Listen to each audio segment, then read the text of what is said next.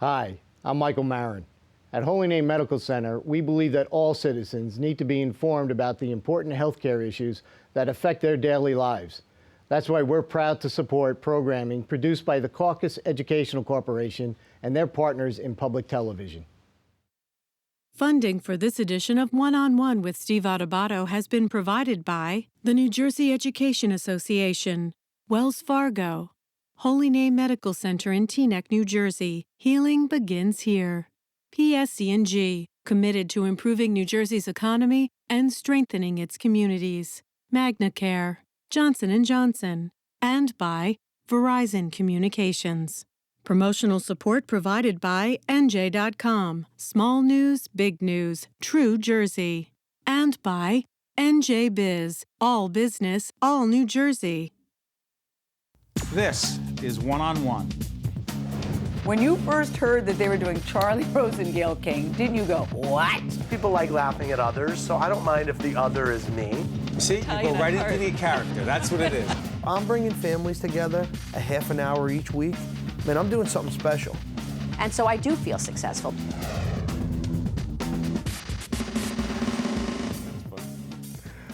Welcome to One-on-One. I'm Steve Adubato. It's very good to have you here. Very good to have you out there. For the first time joining us, you are a star in the musical scene. Wow, thank you. And it's an honor to have Julio Fernandez, who is a jazz guitarist with Spyro Gyra. For those who don't know, great band for a lot of years. Describe you guys. Many years. Band's 40 years old. I've been with them for 30 of those 40 years.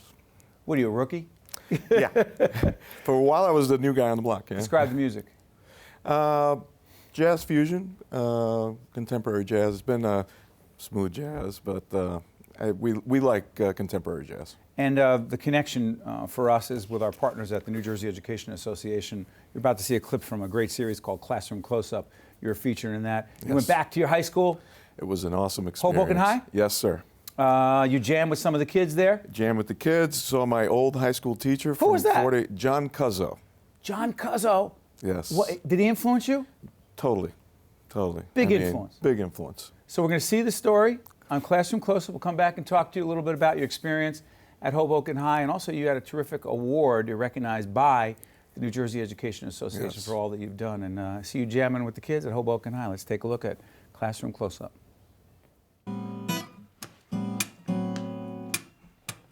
If anybody feels like playing a little rhythm, go ahead. There's an old saying, you can't go home again.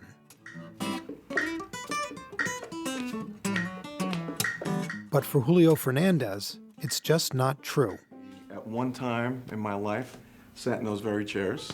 Julio is a renowned jazz guitarist who recently visited his alma mater to jam with some music students. So shake it. And to see some old friends. Wow. Whoa, look who's here. Wow.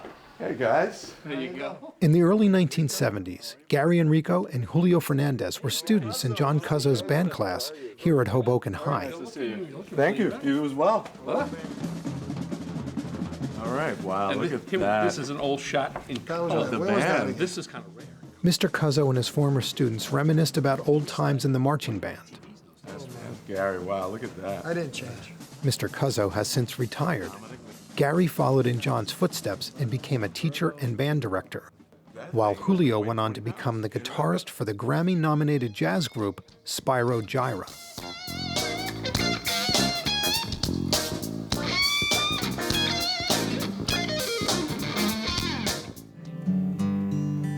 Blackbird singing in the dead of night.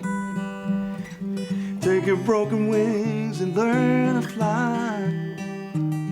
I think you need to lead them or set them in a direction where they're going to meet success. And he has, certainly, in his career. But then he was sharing success with the kids earlier. Blackbird singing in the dead of night. Take your sunken eyes and learn to see.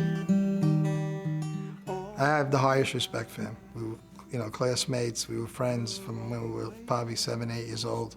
And to see someone make it, it means a lot, even just to know him. Say I know this guy, and, it was my pleasure today, really. Into the light of a dark black night. it's just a wonderful feeling, you know, because it's a two-way street. You know, you're a performer or you're a teacher or you're giving, you know, what you get back is just as good, you know, or better, because it's just to see the reaction in the face of accomplishing something. It's the face of awe, right? It's like, wow, it's magic happening. So it's beautiful. I found my home here. I felt like home.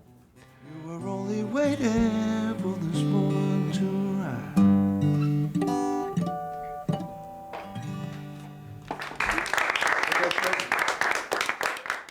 How great. How great. Awesome. It was a very special Why? moment. Just to be back in that room, so many memories and struggles and learning music and just a time in my life where, you know, 15, 16, 17 years old, you're trying to find your way.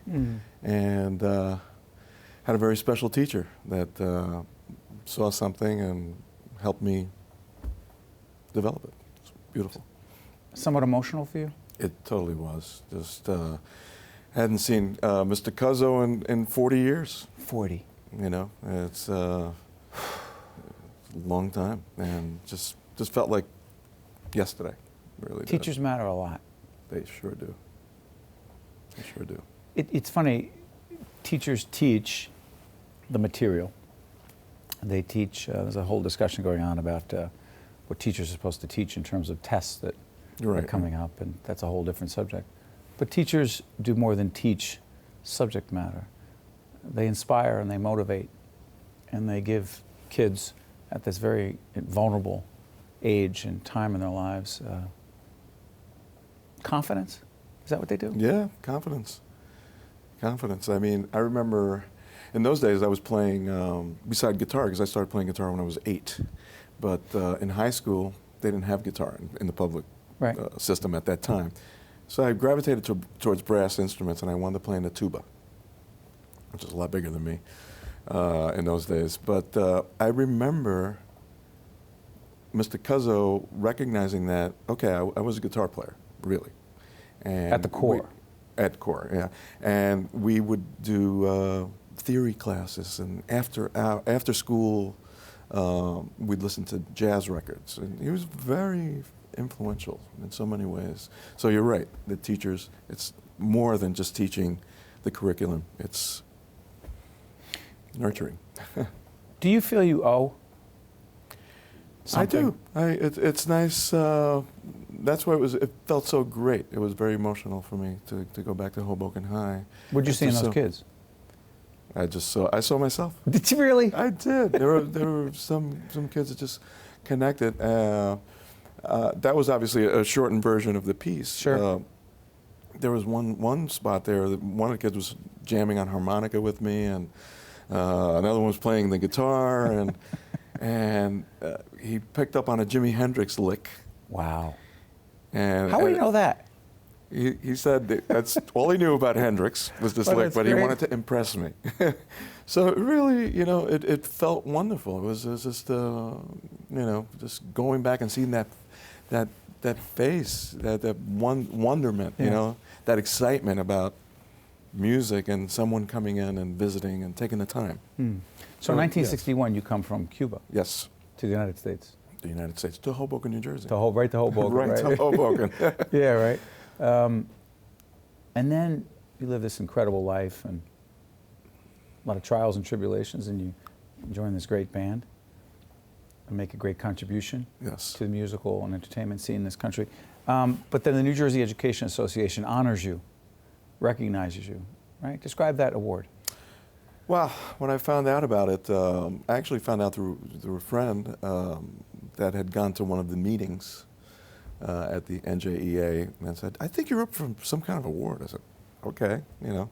So we found out about it, and then they had reached out to my manager, the Spyro Gyra manager, and so we set it up, and they wanted to tape me receiving the award because I couldn't make the convention. I was going to be on the road, and it's funny when that happened.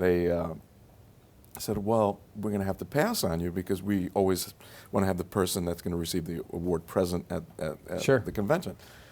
And I said, you know, the irony in that is that you're giving me an award for something. It's your work. It's my work, and I'm going to be on the road in Europe, and now you don't want to give it. So they said, okay, let's talk about this. And I wound up getting it. So they came to the high school, and They it was did it just there. a wonderful honor. Just, I don't know, it was like emotional and Well deserved. Well, I hope say, so. yeah. I Yeah, very with our appreciate friends, it. to our friends at the NJEA, New Jersey Education Association, Yes. good choice. And we appreciate everything you've done, not just in the musical industry, but more importantly for those kids at Hoboken High. And I'm sure it was a special day, not just for you, but for them and for your former teacher. That was wonderful, yes. What's his name again?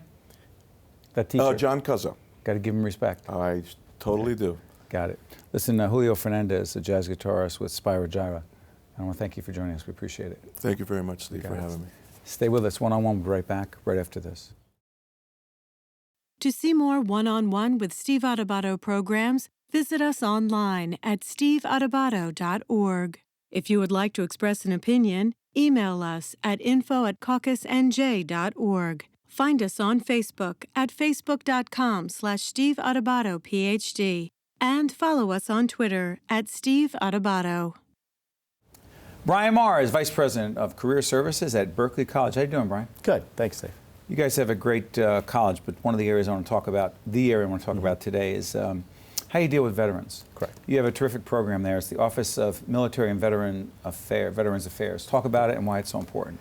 Well, you know, we have a large veteran population. We right now currently have over 500 students that are either active or retired military. And so we saw a need several years ago under Dr. Richard Robitaille to open up a separate department just to address the many issues that they may face, either transitioning from military to civilian life or trying to go to school while also still serving in the military at the same time. What do they need, Brian? Well, they need a number of things. First and foremost, the financial aid process is incredibly complicated for them. So we work with them on every single branch of the military, which in many cases has their own separate, unique tuition assistance programs, whether you be Navy or Army and so forth and so on. So that can be a very complicated process. So we have staff dedicated just to assist them in that area. The economic part's huge. The economic part's really big. Could that actually, one second, before you go into the other areas, could the economic piece of this, the financial aid piece of this, or the lack of financial aid, could it actually stop some veterans from even pursuing higher education if they see it as so daunting that they think they can't pull it off? It actually sometimes serves the opposite. They receive incredible benefits. For having served our country? Yes. But more importantly is that the benefits are really tied to them finishing. So they're really dedicated and committed to finishing their education, which is why we have such a high graduation rate among veterans. The daunting part is running through the red tape, doing the paperwork, going online and having to fill out all That's the daunting part? That can be very daunting. Describe it. Is it complicated? It's very complicated. It's no different than any other student out there who has to eventually do a FAFSA. It's not the most simplest that's process. the financial right, disclosure. the federal program. All that. Yep. So how do you help veterans move through the red tape as you described in the Well, process? again, we have dedicated staff that are experts in that area. So they will literally sit down face-to-face with them or remotely online and assist them through that process. Let them know when it's due to be renewed, all those sorts of things. What are the other challenges they face? The other challenge really is the transition to civilian life. They've been serving for a number of years in a very rigorous culture. And now they're suddenly free to do what they want and at times that they want and so forth. So sometimes they have a difficulty transitioning to the college culture, the freedom and the expression and not yes sir, no sir, yes ma'am, no ma'am on every single time you cross someone else's path, saluting, not saluting. And that can be awkward for them. Their skills, what they learn in the military to succeed, to survive. How transferable are they to academic life? Incredibly transferable. How so? Give us an example. Well, first of all, again, the most important thing is dedication, commitment, finishing what you started. Follow up, follow through. Follow up. It especially helps in the classroom. Professor gives instructions, instructions are followed. So from that perspective, it's a big leg up for them. One of the difficult things is, creativity, working in a non-military structure where you're asked upon to deal with personality differences within a group structure. Which is, of course, the main thing we deal with in civilian life. When you start working for a business, you're going to have to deal with the personalities within the business structure. And in the civilian life, there's ranks and yes sir, no sir again, and regardless of how you may feel about the person, an order is an order. military structure is more clear in terms of not a lot of creativity. You get an order, it's to be followed. Right. Life and business or higher education, the more gray areas, if you will? A little bit more, you know. And you know, again, it's just, I think to me, it's, you know, you're given an order by your boss, you follow through on that order. However, at times you're not given a specific order sometimes in business. It's more like, get this task done, but how you get it done, you know, you're sort of open and free to do it. And creativity matters. It matters. Let's talk about this, because even though we're taping in January of 2015, on April 17th, there is a very big event connected to the Be a Hero, Hire Hero Vet. It's a career fair day. So this may be seen before, will be seen before as well as after. But first of all, what is Be a Hero, Hire Hero Vet, as we see the website up here? What is that organization? And then talk about the event. Yeah, it's a wonderful organization that we've partnered with in the past, whose only real focus and mission is to get vets jobs. And they do so through a variety of functions, but the biggest one is through career fairs. And they've held career fairs at Citi Field with the New York Mets. They've held them throughout the entire area, and so they were kind enough to come to us and ask us if we'd like to partner with them. What goes on at these career fairs? Well, it's great. It's only for vets. It's only for active and retired military, both for our students at Berkeley College, so they'll all be invited, but also to anyone in the community, New York City, surrounding areas, and so forth. So they will come in. The companies there are only there for them, and they're only selected if they have jobs to be filled that day. So there's a really strong possibility they might get an actual job offer and be working as soon as they walk out of that. Brian, there are career fair. veterans watching right now. There are family members of veterans watching right now. In our audience in several states, on public broadcasting, FiOS. What advice would you have for them right now, particularly for some of them who are feeling a bit lost? Right. A mission. I'd focus on a mission. It's your mission to get that job, and to use and ask for any other resources that might be available to you. There's a number of websites that are available to them. They don't know where to go. Say they don't know where to go. If you just say you went to that, what would that do for you? Okay, well, first of all, they have a job board, which is fantastic. So they have jobs listed on their website specifically just for veterans that are ready to hire right now. Contact us. Our Office of Admissions would be happy to assist them. Again, since we have over 500 active military right now in Berkeley College, we're very familiar with the needs that they might have in the process. But more importantly, it's the support services we can provide them. We have a Veterans Resources Centers located throughout our campuses, as well as one online. Again, we have a number of students that are online that are active or retired military throughout the country or overseas even. At the same time, we have a dedicated career services staff that will assist them with resume preparation, interviewing prep techniques, all the things that might give them a little bit of a leg up. You're committed to vets. Berkeley is. And listen, we would like every institution of higher learning to be committed to vets, and I know that lots of institutions of higher learning have programs, but you're really committed. Yes. Because? It's just part of our, it just really mirrors our mission statement. We're really about changing people's lives. And these are individuals who have put themselves on the line to protect you and I, and to protect our families and our rights. And we just feel it's a necessary thing to give back. And one of the things we're really excited about also at the Be a Hero, Hire a Hero Career Fair is we're also going to be offering workshops throughout the day on resume preparation, redoing the resume right there on the spot if need be. Northwestern Mutual is going to be partnering with us to offer some financial workshops throughout the day. So it's going to be more than just about getting the job, but also about helping them throughout their own personal lives, but the lives of their families. It's important stuff. Your chairman, Kevin Lewin, and I have this conversation about what we owe vets all the time. Thank you for doing what you're doing. Brian Maher, who is Vice President of Career Services at Berkeley College. Thank you, Brian. Stay right there. One-on-one will continue right after this. It's important stuff. Thank you. To see more one-on-one with Steve Adubato programs, visit us online at steveadubato.org. If you would like to express an opinion, email us at info@caucusnj.org. Find us on Facebook at facebook.com/Steve Adubato, PhD, and follow us on Twitter at Steve Adubato. We are pleased to welcome Adam Scribner. He is a science professional development specialist, and Mercedes McKay is the deputy director at the Center for Innovation in Engineering and Science Education at Stevens Institute of Technology. Both of you, in fact, are from Stevens Institute. Yes, You're here to talk about something that's fascinating. Our friends at PSC&G were talking to us about this thing called WaterBotics. What is it, and what are you doing with it, and why does it matter? WaterBotics is a problem-based curriculum developed at Stevens whose primary goal is to interest and engage students in science, engineering, and computer programming. It's targeted to middle and high school students, students who are both in traditional classroom settings and also in out-of-school learning environments. Teams of students, they work together, they design, build, program, test, and redesign robots that are made out of Lego components. Robots made out of? Lego components. Legos. Stuff that kids are using every day. Why Legos? Legos are intuitive. Students like building with them, they're used to them, familiarity. But more importantly, it allows for students to rapidly prototype, to design and build quickly, and that allows them to work together in groups and make sure that they can build the robots the way they want. The term WaterBotics, where does it come from? Well, it's a term that we coined for the name of this curriculum, and it really is reflective of the fact that the robots are working underwater. This is a really novel experience for students, even those who may have been using traditional land-based robotics programs. Trying to design a robot that's going to be fully functional underwater presents some unique challenges. You have 6 degrees of freedom to contend with. You have to be able to understand science principles, forces in motion, buoyancy, stability, in order to make sure that your robot is controlled, whether it's diving under the water or coming back up to the surface. The students who come through this curriculum, what do they come out of it with?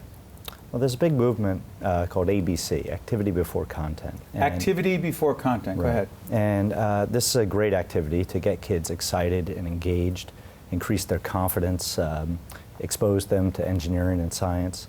But more importantly, you can use it as a vehicle to teach science concepts that are concepts that they might not be learning in either traditional classrooms right now or concepts that could be taught in those classrooms, like stability and buoyancy.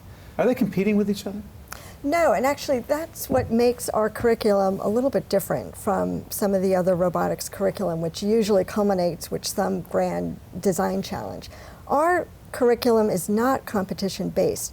Students are encouraged to collaborate together, to work together, to share designs Teamwork with each other. matters. Yes, it really does. And they're given opportunities to showcase their creations.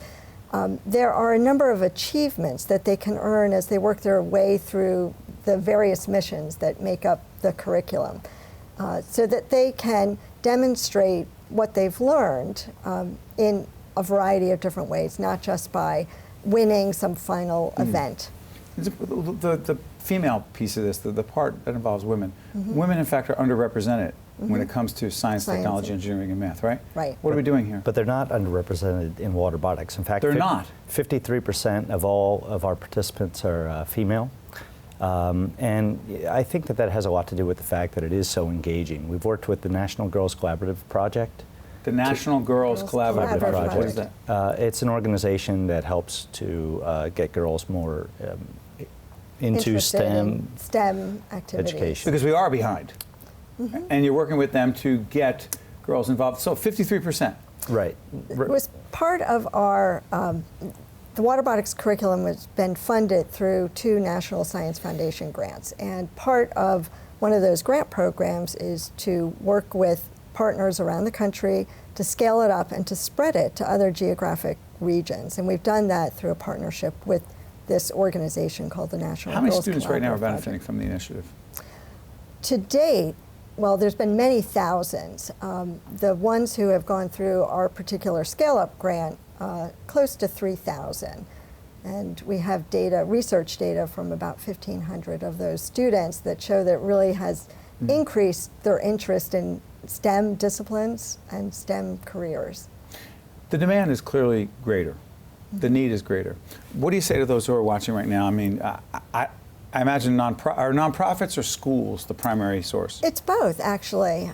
We're in schools, we're in after-school camp programs, we're in summer camp programs. Part of our research has really been to look at, can we implement the program in both of these kinds of environments? That's where I'm going with this in the time we have left. What happens when the demand becomes greater and greater? How do you meet the demand?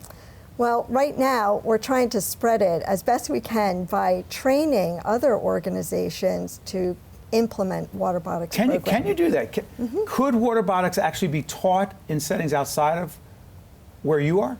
Oh, sure, and it's happening all of the time. We've done this through our National Scale-Up program, where we've trained people in Texas, in Seattle, in Kentucky, in Chicago, and those either STEM faculty members or out-of-school camp program directors have learned how to implement WaterBotics. Adam, before I let you out of here, for those watching and who are intrigued by this, what would you say the biggest benefit of this is longer term for the students and for the larger society? Right. I think it helps with the 21st century skills that everybody talks about, the teamwork, the collaboration.